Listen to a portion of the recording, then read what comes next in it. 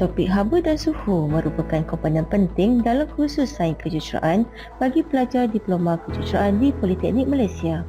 Topik ini memberi penekanan kepada pemahaman konsep asas haba dan suhu termasuk aplikasi haba pendam dalam perubahan fasa jirim serta prinsip keseimbangan haba yang menerangkan pemindahan tenaga haba sehingga sistem mencapai keseimbangan terma. Topik haba dan suhu, khususnya subtopik haba pendam dan keseimbangan haba, melibatkan pengiraan yang memerlukan pelajar menguasai konsep teori, memahami mekanisme perubahan fasa jirim serta mengaplikasikan prinsip pemeliharaan tenaga haba dalam menyelesaikan masalah. Penguasaan terhadap gabungan aspek konseptual dan kemahiran matematik ini sering menjadi cabaran kepada pelajar sehingga menyebabkan mereka sukar memahami konsep dan menyelesaikan pengiraan dengan tepat sekaligus menjejaskan prestasi akademik mereka.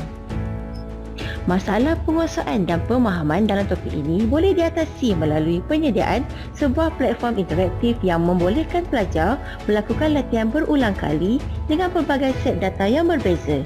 Pendekatan ini dapat membantu mereka meningkatkan kemahiran serta memperkukuhkan pemahaman terhadap kaedah pengiraan yang dipelajari. Sehubungan itu, pendekatan melalui penghasilan dan penggunaan alat bantu mengajar HITMTS iaitu Heat Temperature Tutorial System disyadangkan untuk diaplikasikan dalam proses pengajaran dan pembelajaran topik ini. HITMTS dibangunkan menggunakan perisian Microsoft Excel dalam format Macro-Enable dan berfungsi sebagai sistem tutorial interaktif. Ia direka khusus untuk membantu pelajar menjalani latihan pengiraan secara pantas, berkesan dan berulang bagi topik yang berkaitan. Melalui paparan utama sistem HITMTS, pelajar perlu mengisi maklumat peribadi seperti nama, nombor pendaftaran dan nombor kad pengenalan pada ruangan yang disediakan. Sistem ini kemudiannya akan menggunakan maklumat tersebut untuk menjana soalan latihan pengiraan secara automatik dengan data yang unik bagi setiap pelajar, khususnya melibatkan pengiraan haba pendam dan aplikasi prinsip keseimbangan haba dalam pelbagai situasi penyelesaian masalah. Sistem ini mempunyai 4 paparan iaitu paparan muka depan utama, paparan pemilihan set soalan, paparan ruangan pelaksanaan tutorial dan paparan nota rujukan ringkas. Di ruangan paparan muka depan utama, pelajar dapat melihat ringkasan markah bagi setiap set soalan tutorial serta jumlah keseluruhan markah. Menerusi sistem ini, setiap pelajar boleh melaksanakan sekurang-kurangnya minimum 12 kali pengiraan latihan tutorial dengan soalan yang dijana secara rawak dan berbeza. Dalam ruangan jawapan yang disediakan, pelajar dikehendaki memasukkan nilai pengiraan yang tepat bagi setiap soalan. Sistem akan menyemak setiap jawapan secara automatik dan markah hanya diberi bagi jawapan yang betul. Tiada markah diberikan untuk jawapan yang salah dan markah keseluruhan akan dikemaskini berdasarkan bilangan jawapan yang betul. Pelajar akan memperolehi markah penuh sebanyak 100% sekiranya semua jawapan yang diberikan adalah tepat. Sistem ini telah didaftarkan dengan MyIPO pada 30 Julai 2025 dan telah digunapakai di Politeknik Sultan Haji Ahmad Shah Kuantan.